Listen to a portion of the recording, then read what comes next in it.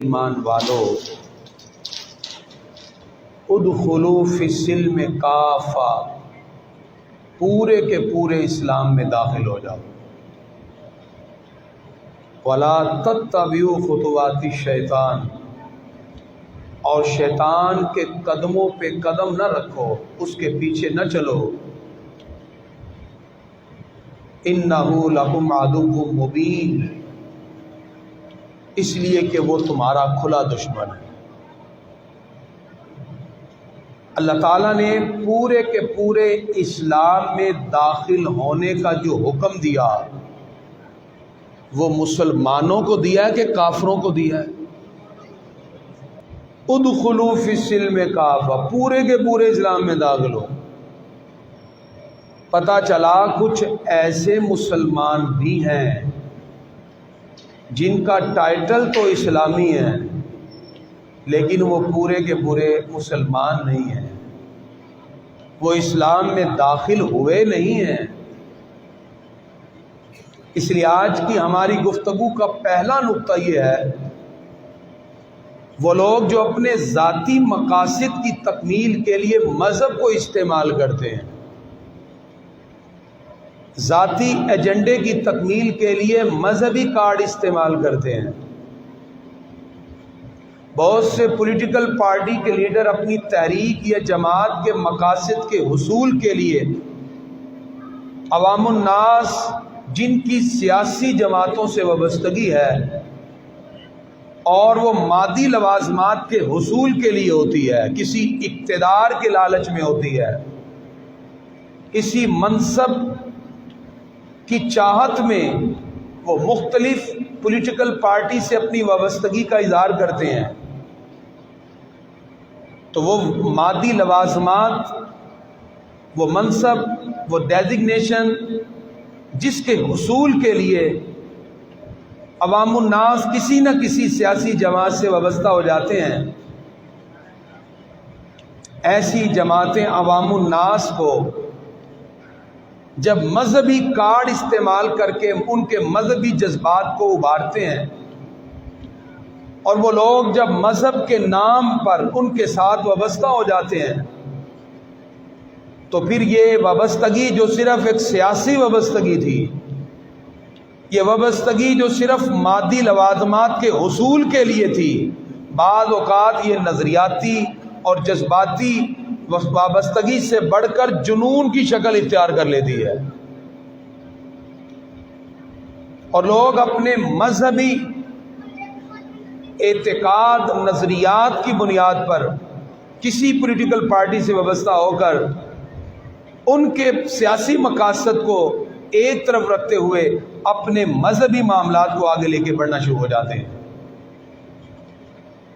تو گرامی قدرات، عوام کے سامنے تو ان کے وہ مقاصد اور حقائق پوشیدہ ہوتے ہیں، واضح نہیں ہوتے، لیکن یہ لوگ مذہبی کارڈ استعمال کر کے عوام الناس ان کو استعمال کر کے ان کا استحصال کر دیتے ہیں۔ لہذا عوام کا پاکستان کے اندر بہت سے مقام پر اسی وجہ سے استحصال ہوا۔ لہذا ایک محب وطن پاکستانی یہ بات ذہن میں رکھے، معاملات کسی بھی حد تک چلے جائیں، کبھی بھی اپنے اداروں کے خلاف، قانون نافذ کرنے والوں اداروں کے خلاف ایسی راہیں ہموار نہ کریں جس سے تصادم کی شکل پیدا ہو جائے، وگرنہ یہ ملک کی خانہ جنگی میں چلا جائے گا۔ خاکم بدہن جو ہمارے اغیار دشمن بیٹھے ہیں وہ تو چاہتے ہی ہیں کہ یہ آپس کے اندر دست و گریبان ہوتے ہوئے دکھائی دیں۔ مذہب اور دین کسی بھی معاشرے میں سماجی امن پیدا کرنے کے لیے ہوتا ہے، استحکام کی راہوں کو ہموار کرنے کے لیے ہوتا ہے۔ مذہب تو باہمی اختلاف کو مٹا کر ایک ٹیبل پر بیٹھ کر معاملے کو حل کرنے کا راستہ بتاتا ہے۔ مذہب تو ذاتی مقاصد سے ہٹ کر ملک اور قوم اور عوام کے مفادات کی بات کرنے کے لیے پہلی بات کو آگے رکھنے کے لیے لوگوں کو آمادہ کر دیتا ہے۔ نبی کریم صلی اللہ علیہ وسلم نے مدینہ منورہ میں جب اسلامی ریاست کی بنیاد رکھی، تمام مذاہب کے لوگوں کو میثاق مدینہ میں شامل کر لیا۔ ادھر یہودی بھی بیٹھے ہیں، عیسائی بھی بیٹھے ہیں، اور ایک ٹیبل پر بیٹھ کر کہہ رہے ہیں ہم مدینہ منورہ کے تمام معاملات میں محمد رسول اللہ صلی اللہ علیہ وسلم کو اپنے فیصلے کا اختیار دے دیں۔ یہ آپ کی کامیابی تھی۔ آپ صلی اللہ علیہ وسلم نے کفار مکہ جنہوں نے ہر ظلم آقا علیہ الصلوۃ والسلام پہ کیا، 6 ہجری کو صلح حدیبیہ کے موقع پر ان کفار مکہ کو ایک پلیٹ فارم پر بیٹھ کر مسلمانوں کے وجود کو تسلیم کرنے پر مجبور کر دیا۔ ایسی آپ کی حکمت عملی۔ اللہ فرماتا ہے انا فتحنا لک فتحا مبینا، اللہ نے آپ کو فتح مبین عطا فرما دی ہے۔ آپ نے 63 کے قریب غیر مسلموں سے معاہدے کیے اور دنیا بھر کے لوگوں کو، بادشاہوں کو خطوط بھیج کر اسلام کی عظمتیں ان تک پہنچائیں۔ یہ آپ کی حکمت عملی تھی۔ بڑی بڑی سپر طاقتیں ایک وقت اسلام کے قدموں میں جھکی ہوئی دکھائی دیتی ہیں۔ اس کی وجہ یہ ہے جب آپ اندر سے مضبوط ہو کر بات کرتے ہیں، غیر بھی آپ کی بات کو سننے کے لیے تیار ہو جاتا ہے۔ لہذا مابین اختلافات کی صورت میں ہمیں تحمل اور برداشت کو اپنانا چاہیے، بقائے باہمی کے تصورات کو اجاگر کرنا چاہیے، ٹیبل ٹاک کو فروغ دے کر مل بیٹھ کر مسائل کا حل اور اختلاف رائے کو باہمی آراء سے حل کرنے کی کوشش کرنی چاہیے۔ اگر یہ چیزیں ختم ہوگی، ہم اگر ایک دوسرے کو اپنی بات سمجھا نہیں سکتے، تو پھر ایک گھر، ایک فیملی، ایک محلہ، ایک صوبہ اور ملک سے لے کے ہر بندہ آپس میں دست و گریبان ہو کے نظر آتا ہے۔ آج یہی وجہ ہے کہ جب لوگ اپنے اپنے مقاصد کی تکمیل کے لیے مذہبی کارڈ استعمال کرتے ہیں، اور یقین کیجیے آج ہم تھوڑا سا چند دن پہلے جائیں، پبلک پلیس ہو، کسی بھی مقام پر لوگ ایک دوسروں کے سیاسی وابستگیوں پر ایسے کیچڑ اچھال رہے تھے، نہ کسی کی عزت نفس کا خیال ہے، نہ کسی کی عزت کے والے سے بات ہو رہی ہے۔ اسلام نے تو ہمیں قطعاً ایسی اجازت نہیں دی۔ اسلام تو اخلاقی اقدار کی بات کرتا ہے۔ اس لیے میں سب سے پہلے تو آپ سے ریکویسٹ کروں گا کہ خدا را کبھی بھی اپنے معاملات کے اندر مذہبی کارڈ کو استعمال نہ کریں۔ معاشرہ تو ایک پھول کے گلدستے کی طرح ہوتا ہے۔ جب پھولوں کا گلدستہ سجتا ہے تو کوئی اس میں پنک کلر کا پھول ہے، کوئی وائٹ ہے، کوئی بلیک ہے، کوئی ریڈ ہے، کسی کا اورنج کلر ہے، ڈیفرنٹ پھول ملتے ہیں، اس کے ساتھ پتے بھی شامل ہوتے ہیں، کانٹے بھی دکھائی دیتے ہیں، تو ایک خوبصورت سجا ہوا گلدستہ دکھائی دے رہا ہے۔ جیسے ایک پھولوں کا گلدستہ مختلف پھولوں کے ساتھ مل کر خوبصورت لگتا ہے، ایسے ہی ایک معاشرہ، اس میں رہنے والے بندے کی طبیعتیں جدا، معاملات جدا، سوچنے کا انداز جدا، ہر شخص اپنے اپنے اینگل سے سوچتا ہے، طبیعتیں جدا، کوئی نرم مزاج، کوئی سخت مزاج۔ اگر معاشرے کے لوگ مختلف لوگوں کے مزاج کو برداشت نہ کریں اور ایک دوسرے کی عزتوں کو پامال کرنا شروع ہو جائیں تو پھر معاشرے کی خوبصورتی ختم ہو جاتی ہے، کیونکہ معاشرے کی خوبصورتی لوگوں کے ڈیفرنٹ رویے، ڈیفرنٹ ایٹیٹیوڈ، ڈیفرنٹ طریقے سے سوچنے کے اینگل کو، رواداری، تحمل مزاجی، عفو و درگزر، ایک دوسرے کے برداشت کرنے کے جب جذبے سے فروغ پاتا ہے تو سماج میں امن و امان بھی قائم ہوتا ہے، اور جس وقت اختلافات باہمی بیٹھ کر ختم ہو جائیں تو معاشرہ جنت کی نظیر بن جاتا ہے۔ اس لیے آج کی ہماری گفتگو کا دوسرا نقطہ یہ ہے کہ کبھی بھی کوئی شخص اپنی رائے کو حتمی نہ سمجھے۔ اس کائنات میں ایک ہی ہستی ہیں جناب محمد رسول اللہ صلی اللہ علیہ وسلم، جن کی ہر بات کو ہم آنکھ بند کر کے تسلیم کر سکتے ہیں۔ باقی کوئی بھی لیڈر ہو وہ خطا بھی کر سکتا ہے، وہ غلطی بھی کر سکتا ہے، لیکن ہم اپنی وابستگیوں میں اتنے آگے بڑھ گئے کہ ہم نے کہا کہ یہ تو غلطی سے ہی معصوم ہو گئے۔ آج پبلک پلیسز، آفیسز اور یہاں تک کہ چائے کا ہوٹل اور جہاں ہیئر کٹنگ کرانے آپ جاتے ہیں وہاں بھی لوگ ایک دوسرے دستے گریبان نظر آتے ہیں۔ ایک تو میں آپ سے آج ریکویسٹ کروں گا، خدا را کبھی مذہبی معاملات میں ایک دوسرے سے بحث نہ کریں۔ مذہب کے اندر آپ عوام الناس ہیں، آپ کی زبان سے کوئی ایسا جملہ نکل سکتا ہے، حدیث میں آتا ہے کہ ایک بندہ اللہ کی بارگاہ میں بڑا مقام رکھتا ہے، لیکن جانے نہ انجانے میں اس کی زبان سے ایسا جملہ نکلتا ہے جو رب کو پسند نہیں ہوتا، اللہ اس کو اس کی بارگاہ سے گرا دیتا ہے، اس کے مقام سے گرا دیتا ہے۔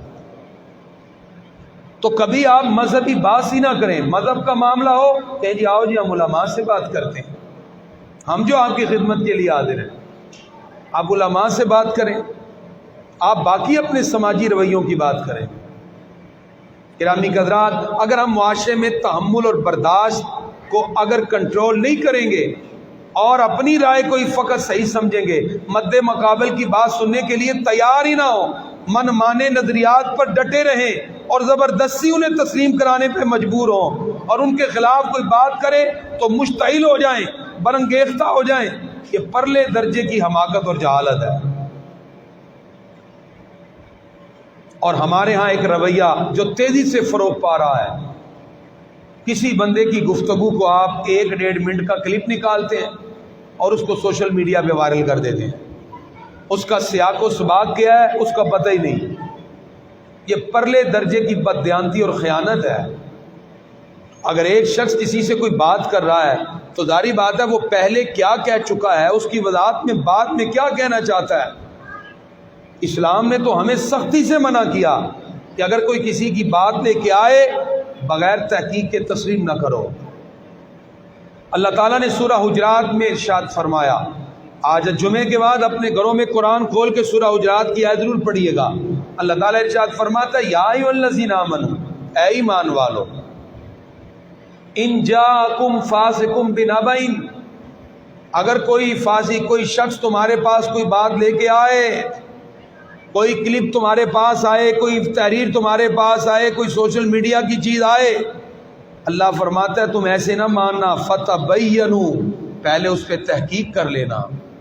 وہ شخص موجود ہے، زندہ ہے، آپ اس سے بات کر لیں کہ اس بات کے اندر کتنی صداقت ہے۔ فتبینوا، اللہ فرماتا ہے ان تصیبوا قوما بجہالہ، ممکن ہے تم اس کے بارے میں کوئی ایسی بات کہہ دو کہ وہ بات اس تک پہنچے اور وہ آپ کے بارے میں بدگمانی میں مبتلا ہو جائے اور آپ اس کے بارے میں بدگمانی میں مبتلا ہو جائیں۔ اور ایسے معاشرے میں بہت سے رویے ہیں، ہم ویسے ہی کسی کے خلاف بدگمانی میں مبتلا ہو جاتے ہیں۔ تو یہ بدگمانی سخت گناہ ہے بغیر کسی وجہ کے۔ تو لہذا پوچھ لینا چاہیے۔ حضرت عثمان غنی رضی اللہ عنہ ایک دن سرکار کے وصال کے بعد بیٹھے تھے، ایک صحابی کا گزر ہوا، انہوں نے کہا جی السلام علیکم۔ حضرت عثمان غنی رضی اللہ عنہ ایسے ہی بیٹھے رہے، انہوں نے جا کے صدیق کہا کیا ہوا؟ کہا میں نے آج ان کو سلام کیا، انہوں نے جواب نہیں دیا۔ آپ نے بلایا، کہا عثمان کیا ہوا، اس سے ناراض ہو؟ فرمایا نہیں بخدا میں ناراض نہیں ہوں۔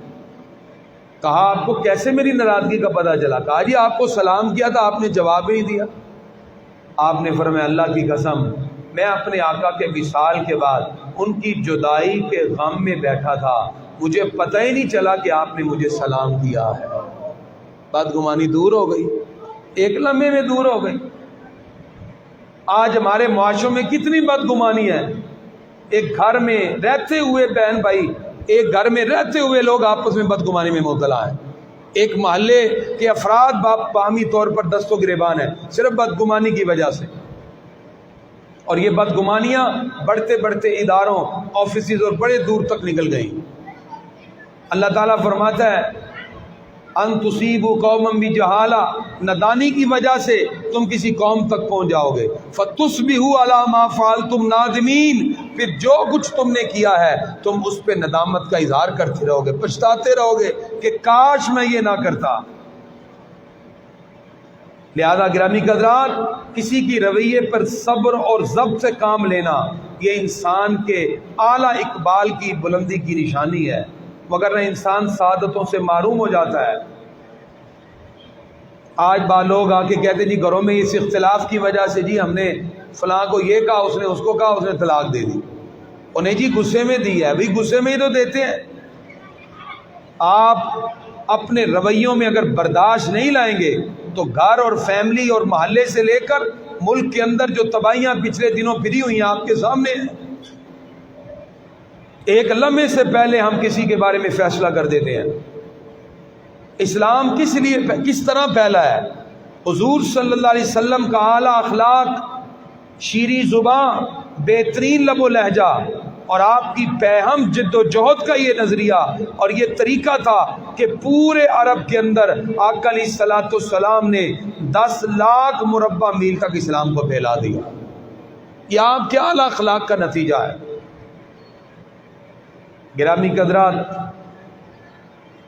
کسی کی عزت کو مجروح کرنا، کسی کی عزت نفس سے کھیلنا، کسی کی انسلٹ کرنا اور لوگوں کے سامنے اس کی انسلٹ کرنا، اس کا گناہ کتنا ہے اس حدیث سے اندازہ لگائیں. آقا علیہ الصلوۃ والسلام ایک دن طواف کر رہے تھے. بیت اللہ کا طواف کرتے ہوئے خطاب کیا اور ایسے کہا، اے بیت اللہ، تیری عظمت، تیری عزت، تیرا شرف اللہ کی بارگاہ میں بہت ہے. والذی نفس محمد بیدہ، قسم ہے اس ذات کی جس کے قبضے قدرت میں محمد کی جان ہے. لحرمت المؤمن اعظم عند اللہ حرمت من کے، ایک مومن کی عزت تجھ سے بھی زیادہ ہے، مال ہی و دم ہی، اس کے مال میں اور اس کی عزت میں. یعنی نعوذ باللہ بفرض محال اگر کوئی شخص بیت اللہ کی عمارت کو شہید کر دے، اس کا گناہ تھوڑا ہے، اور کسی کی عزت کو معاشرے میں اچھال دے، اس کا گناہ زیادہ ہے. ہم لوگ روزانہ پتہ نہیں کتنی بیت اللہ کی عمارتوں کو اپنی ہاتھوں سے شہید کرتے ہیں، اور پھر بھی ہم گناہ کو گناہ نہیں سمجھتے. یہ دل کے مردہ ہونے کی نشانی ہے، بندہ گناہ کو گناہ ہی نہ سمجھے. کسی کی عزت کو معاشرے میں اچھالنا اور کسی کی عزت سے کھیلنا، یہ بیت اللہ شریف کی عمارت کو شہید کرنے سے بھی زیادہ گناہ ہے. اور ہمارے معاشرتی رویوں میں آپ دیکھ لیجئے آج ہم کہاں تک چلے گئے کہ معاشرتی رویوں میں ایک دوسرے کی عزتوں سے کھیلنا یہ ہمارا مشغلہ بن چکا ہے.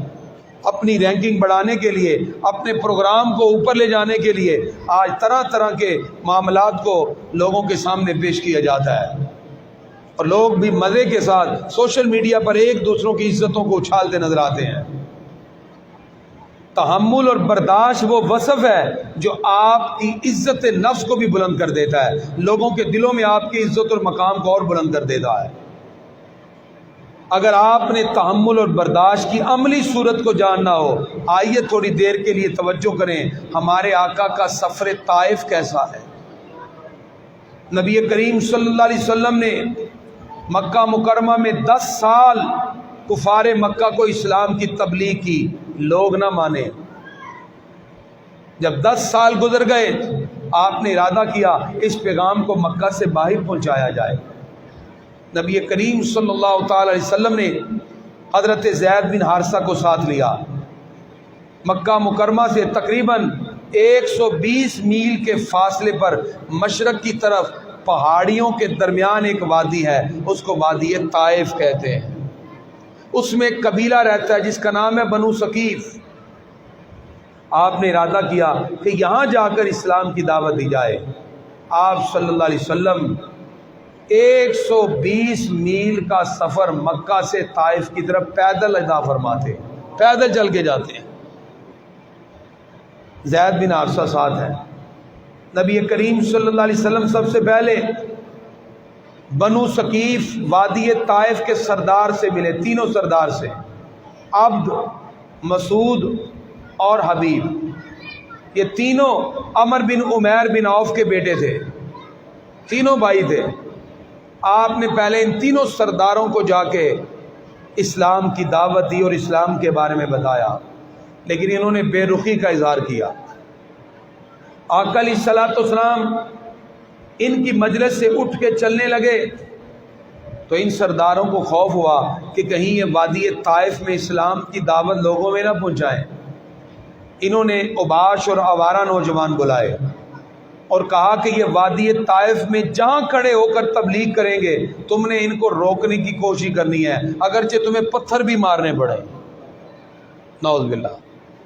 آقا علیہ الصلوۃ والسلام زید بن حارثہ کے ساتھ طائف کی وادی میں جب لوگوں کو اسلام کی باتیں پہنچانے لگے تو لوگوں کو آپ سے دور کرنے کے لیے ان اوباشوں نے، آوارہ نوجوانوں نے آپ صلی اللہ علیہ وسلم کو پتھر مارے۔ نبی کریم صلی اللہ علیہ وسلم لہان ہو گئے۔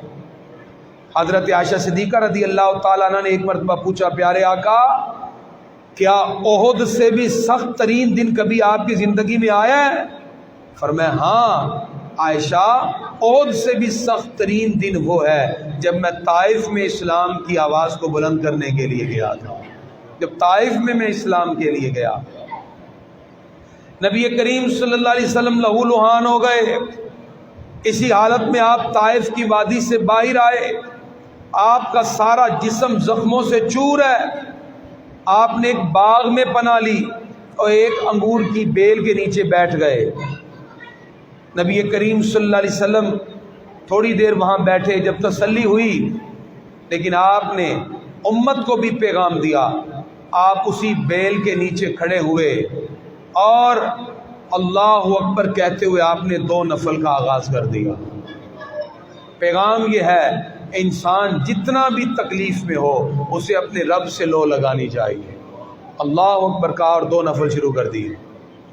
جب آپ نے 2 نفل پڑھ لیے پھر ہاتھ اٹھائے اور دعائے مستضعفین کہی۔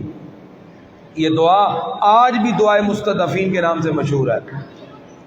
اس باغ میں مکہ کا ایک رئیس بیٹھا تھا جس کا نام تھا ربیعہ، یہ مکہ سے آیا۔ اس نے آقا علیہ السلام کو پہچان لیا۔ اس کے بیٹے شیبہ اور عتبہ بھی ساتھ تھے۔ اس کو بڑا دکھ ہوا کہ ہمارے مکہ سے آئے ہوئے ایک فرد کو طائف کے لوگوں نے پتھر مارے، صرف اس بنیاد پر، وگرنہ یہ مسلمان نہیں تھا۔ اس نے اپنے غلام عداس سے کہا جاؤ یہ انگور جا کے ان کو پیش کرو۔ عداس آقا علیہ الصلوۃ والسلام کی بارگاہ میں پلیٹ لے کے آیا اور کہا کہ یہ میرے آقا نے آپ کے لیے انگور بھیجے ہیں۔ نبی کریم صلی اللہ علیہ وسلم نے پڑھا بسم اللہ الرحمن الرحیم اور انگور کے گچھے سے انگور توڑا۔ عداس نے کہا یہ آپ نے کیا پڑھا ہے؟ ہماری قوم تو یہ نہیں پڑھتی۔ فرمایا تم کون ہو؟ کس مذہب سے تعلق ہے؟ اس نے کہا جی میں عیسائی ہوں اور میرا تعلق نینوا شہر سے ہے۔ فرمایا نینوا تو وہ ہے جہاں جناب حضرت یونس علیہ السلام آئے تھے، یونس بن متا آئے تھے۔ فرمایا ہاں، کیا آپ جانتے ہیں انہیں؟ نبی کے وسلم فرماتے ہاں، ذاک اخی کان نبی و انا نبی۔ فرمایا یونس علیہ السلام اللہ کے نبی تھے، میرے بھائی تھے، اس لیے کہ مجھے بھی اللہ نے نبوت کا مرتبہ عطا فرمایا ہے، میں بھی اللہ کا نبی ہوں۔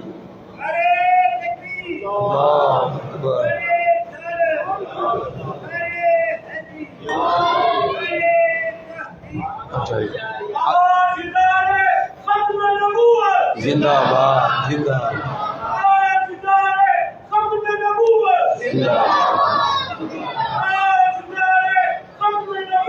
زندہ باد۔ نبی کریم صلی اللہ تعالی علیہ وسلم کی یہ گفتگو سن کے وہ غلام عداس کا دل نرم ہو گیا۔ وہ اٹھا اور آپ کے ہاتھوں کو چوما، آپ کے ماتھے کو بوسہ دیا اور آپ کے قدموں کو چومنے لگا۔ جس وقت اس کے مالکوں نے یہ دیکھا تو بڑا غصہ ہوئے۔ عداس نے کہا جو بات مجھے اللہ کے نبی نے بتائی ہے اس روئے زمین پر نبی کے سوا کوئی بات اور یہ بتا ہی نہیں سکتا۔ بعد میں یہ بھی کلمہ پڑھ کے مسلمان ہو گئے۔ گرامی قدرہ، نبی کریم صلی اللہ تعالی علیہ وسلم واپس پلٹے اور ایک گھاٹی کے پاس آئے تو وہاں آپ نے سر اٹھایا تو بادل کا ٹکڑا آپ کے سر پہ ایسے اس طرح چھاؤں کر کے کھڑا ہے کہ جبریل امین علیہ السلام بھی ایک فرشتے کے ساتھ آپ کی بارگاہ میں حاضر ہو گئے۔ نبی کریم صلی اللہ تعالی علیہ وسلم کی بارگاہ میں عرض کیا یا رسول اللہ صلی اللہ علیہ وسلم، ہم اللہ کے حکم سے آپ کی بارگاہ میں آئے ہیں، یہ فرشتہ ہے اور یہ پہاڑوں پر مقرر ہے، آپ ایک مرتبہ اشارہ فرمائیے اور یہ فرشتہ سارے پہاڑوں کو ملا کر اس پوری بستی کو ملیا میٹ کر دے گا۔ یہ قبیلہ بنو ثقیف جنہوں نے آپ کے بارے میں ایسے ایسے الفاظ کہے اور یہ رویہ اختیار کیا، نبی کریم صلی اللہ تعالی علیہ وسلم نے فرشتے کی گفتگو سن کے کہا ارجو ان یخرج اللہ من اصلابہم من یعبد اللہ لا یشرک بہ شیئا، فرمایا میں امید کرتا ہوں اگر یہ بستی مجھے نہیں مان رہی، ان کے آنے والی نسلیں تو مجھ پر ایمان لے آئیں گی، وہ اللہ کی عبادت بھی کریں گی اور کسی کے ساتھ شریک نہ ٹھہرائیں گے۔ گرامی کے حضرات، آقا علیہ الصلوۃ والسلام نے دعائے جلال نہ کی، دعائے ضرر نہ کی، ایک جملے سے وہ بستی تباہ ہو سکتی تھی۔ یہ پیغام ہے اس امت کے لیے بھی، اپنی اخلاقی اقدار کو بہتر کریں۔ اور آج اگر پورا بر صغیر کلمہ پڑھ رہا ہے، یہ ہمارے آقا کے وادی طائف کے ایک صبر کی وجہ سے کلمہ پڑھ رہا ہے۔ ہمارے آقا اگر دعائے ضرر فرما دیتے ساری بستی تباہ ہو جاتی، ہمارے آقا نے دعائے ضرر نہ کی۔ اسی قبیلہ بنو ثقیف میں ایک نوجوان اسی نسل سے اٹھا جس نے سندھ سے لے کر ملتان تک محمد بن قاسم میں اسلام کے پرچم کو لہرا دیا۔ اسی قبیلے کا ایک نوجوان تھا جس نے اسلام کا پرچم یہاں لہرایا۔ آج پورا بر صغیر طائف کی وادی کے ایک صبر کی وجہ سے کلمہ پڑھ رہا ہے۔ لہذا آج کی گفتگو میں ہمیں تین باتیں پتہ چلی۔ سب سے پہلے گرامی حضرات، اسلام ہمیں اخلاقی اقدار سکھاتا ہے۔ بے جا کسی کی ذات پہ حملہ کرنا اور کسی کی عزت نفس کو مجروح کرنا، اسلام اس کی ہرگز اجازت نہیں دیتا۔ دوسری بات، کسی کی بات پر بغیر تحقیق کے آپ کبھی بھی اعتماد نہ کریں۔ آنکھوں سے دیکھی ہوئی چیز بھی جھوٹی ہو سکتی ہے، اور اللہ فرماتا ہے فتبینوا، کوئی بھی بات آئے تو پہلے تحقیق کر لیا کریں، اس کے بعد آپ اپنا موقف قائم کریں۔ اور تیسری بات، معاشرے میں عدم تحمل اور عدم برداشت کی وجہ سے جو تیزی سے ایک دوسرے سے لوگ بدگمانی میں مبتلا ہو رہے ہیں، خدا را اپنے آپ کو برداشت اور تحمل میں لائیں۔ آقا علیہ الصلوۃ والسلام فرماتے ہیں پہلوان وہ نہیں جو کسی اکھاڑے میں اتر کر کسی دوسرے پہلوان کو پچھاڑ دے، فرمایا پہلوان تو وہ ہے جو غصے کے وقت بھی اپنے اوپر قابو پا لیتا ہے۔ لہذا آج ایک گھر، ایک فیملی، ایک خاندان، ایک محلے، ایک آفس اور ایک صوبے اور علاقے اور ملک میں رہنے والے اداروں سے لے کے ہر بندے کو صبر اور برداشت کو اپنانا ہوگا، تو زندگیوں میں کامیابیاں ہی کامیابیاں نظر آتی ہیں۔ یہ بات ذہن میں رکھیے، انسان اپنے مقاصد کی تکمیل کے لیے اپنا ایجنڈا ضرور پیش کرے، لیکن خدا را اپنی ذاتی ترجیحات کے لیے مذہبی کارڈ کو استعمال نہ کریں۔ اسلام ہمیں اعتقاد و نظریات میں وہ خوبصورت عقیدہ دیتا ہے۔ اللہ فرماتا ہے اگر آپ مسلمان ہو تو نہ تمہاری جان ہے نہ تمہارا مال ہے۔ اللہ فرماتا ہے جب تم نے کلمہ پڑھ لیا اب ہر بات وہ ہوگی جو اللہ اس کے رسول کی ہوگی، تم اپنی مرضی کے بغیر کچھ بھی نہیں کر سکتے۔ ان اللہ اشترى من المؤمنین انفسهم واموالهم، اللہ فرماتا ہے مسلمانوں نے اپنی جانوں مالوں کو اللہ کی بارگاہ میں بیچ دیا، اور ہم نے مسلمانوں کے کلمہ پڑھنے کے بعد ان کی جانوں مالوں کو خرید لیا۔ یا اللہ اس کا بدلہ کیا ہے؟ فرمایا بِأَنَّ لَهُمُ الْجَنَّةَ، تم میرے حکم کے مطابق زندگی گزار کے آؤ، اللہ فرماتا ہے جنت کے اعلیٰ مقام ہم تمہیں عطا فرما دیں گے۔ تو لہذا ایسا انسان کا نظریہ اور ایسا فلسفہ اور ایسا انسان کا ایمان جو صرف اس کی اپنی ذاتی ترجیحات کو سامنے لائے۔ ایک انسان اپنا من چاہا اسلام اگر لوگوں کے سامنے پیش کرتا ہے یا اپنے ذاتی ایجنڈے کی تکمیل کے لیے مذہبی کارڈ استعمال کرتا ہے، ایسے مذہبی کارڈ کو استعمال کرنے والے شخص کے لیے اللہ کا حکم ہے اگر تم ایمان کی بات کرتے ہو ادخلوا فی السلم کافہ، پھر پورے کے پورے اسلام میں داخل ہو جاؤ۔ اسلام من چاہا نہیں ہے، اسلام وہ ہے جس کے نظریات، جس کے معاملات اور زندگی کے ہر شعبے کو اللہ اس کے رسول نے 1400 سال پہلے ہی بیان فرما دیا ہے، لہذا اس میں اپنی ذاتی ترجیحات کو کبھی بھی آگے نہیں رکھا جاتا۔ اسی وجہ سے آج ہماری پستیاں ہیں کہ ہم دین کے معاملات کے اندر اپنا من چاہا اسلام لے کے آتے ہیں۔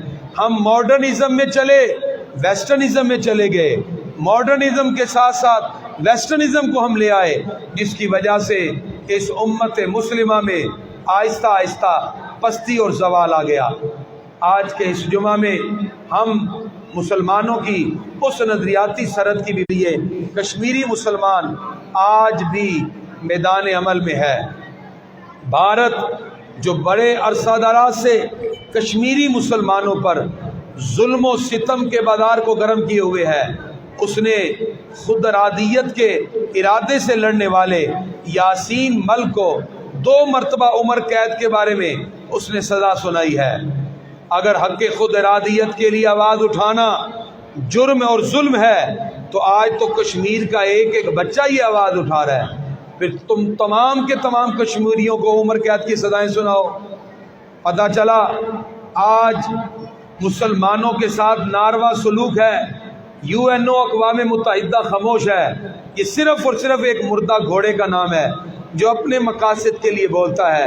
کشمیر میں ہونے والے مسلمانوں کے مظالم پر کوئی نہیں بولتا۔ ہم جمعہ کے اجتماع میں دعا کرتے ہیں، یا اللہ یاسین ملک کے حوالے سے جو کشمیر کے حق خود ارادیت کے لیے آواز اٹھاتا ہے، پروردگار اس کی غیب سے مدد فرمائے۔ اللہ بھارت کے جتنے بھی اصحاب اقتدار ہیں اللہ تعالیٰ ان کو ہدایت دے اور کشمیریوں کی اللہ تعالیٰ غیب سے مدد فرمائے۔ اور اس کے ساتھ ساتھ گرامی قدرات، ملک و ملت کے اندر اس وقت جو تیزی کے ساتھ عوام میں انتشار اور نفرتوں کو پھیلانے کی بات کی جا رہی ہے، اداروں کے خلاف نفرتیں پھیلانے کی بات کی جا رہی ہے، یہ ملک بھی ہمارا ہے، یہ ادارے بھی ہمارے ہیں، یہ عوام بھی ہماری ہے۔ اگر کہیں اختلاف رائے ہے، اسلام کہتا ہے کہ بیٹھ کے بات کرو، ٹیبل ٹاک پہ بات کرو، بقائے باہمی کی بات کرو، انتشار کو ہوا نہ دو، اس لیے کہ انتشار دے کر ہمارا ملک خانہ جنگی میں جائے گا، اور دشمن تو پہلے چاہتا ہے کہ یہ آپس میں خانہ جنگی میں مبتلا ہوں۔ لیکن ان ساری کی ساری چیزوں کے اندر ایک ہی ہماری کامیابی کا راستہ ہے کہ ہم اسلام کی عظمتوں کی اگر بات کریں تو عملی طور پر اس کو اپنانے کی کوشش کریں۔ میں نے پچھلے جمعے بات کی 150 روپے لیٹر تھا، آج 180 روپے لیٹر ہو چکا ہے، اور آنے والے وقتوں میں یہ 200 سے بھی اوپر جائے گا۔ مہنگائی بڑھتی جا رہی ہے، عام انسان کے ہاتھ سے زندگی کی بنیادی ضروریات نکلتی جا رہی ہیں، اور لوگ اپنی بنیادی ضروریات کی عدم تکمیل کی وجہ سے طرح طرح کی پریشانیوں میں مبتلا ہیں۔ اس کی وجہ جب ہم دین سے دور ہوتے ہیں، اللہ فرماتا ہے وَمَنْ أَعْرَضَ عَنْ ذِكْرِي، جس نے میرے قرآن سے منہ موڑا فَإِنَّ لَهُ مَعِيشَةً ضَنْكَ، ہم ایسے ملک کی معیشت کو ہی کمزور کر دیتے ہیں، اس کی معیشت کو ہی تنگ کر دیتے ہیں۔ پاکستان ایک زرعی ملک ہونے کے بعد بھی اناج کی سہولتوں سے محروم ہو رہا ہے۔ پتہ چلا جب تک ہم اللہ اس کے رسول کے احکام کو نہیں اپنائیں گے، نہ ملک میں برکتیں آتی ہیں اور نہ ہی اللہ رب العزت کی رحمت نزول ہوتا ہے۔ اس لیے گرامی قدرات، آقا علیہ الصلوۃ والسلام آپ کی زندگی ہمارے لیے بہترین نمونہ ہے، خلفائے راشدین کا دور حکومت ہمارے لیے بہترین نمونہ ہے۔